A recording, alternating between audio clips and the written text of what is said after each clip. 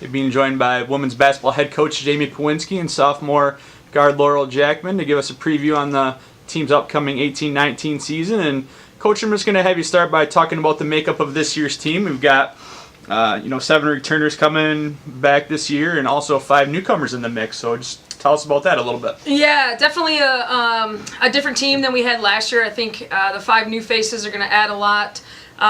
They've already added a lot to our chemistry, but also to the minutes on the floor. They're going to change our team a little bit. So we're pretty excited about them with Maddie Berry coming in from Midland and Maddie Maloney from St. John's, and then we got Kendall Spires from Ohio who's going to add some depth for us at the center position, who's actually our probably tallest player on the team.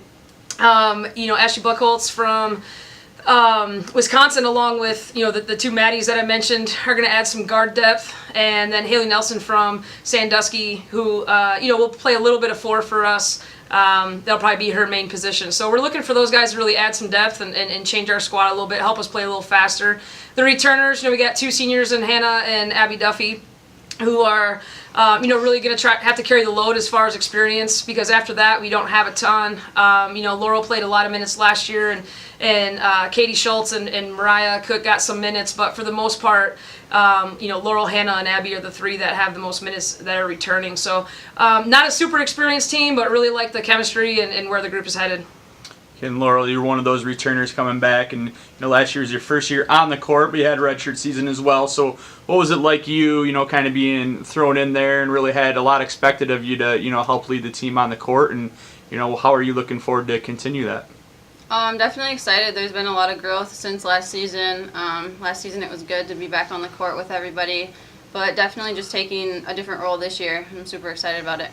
Okay, and recently started practices, and obviously the team's been going through workouts leading up to that. How's that been going overall, and how's the chemistry of the team with all these newcomers mixed in as well? It's been great. I think the newcomers have done an awesome job. They came ready to go, and the returners also, I think, have set the tone for what we want this season to be. Everyone has had so much growth this whole summer. Okay.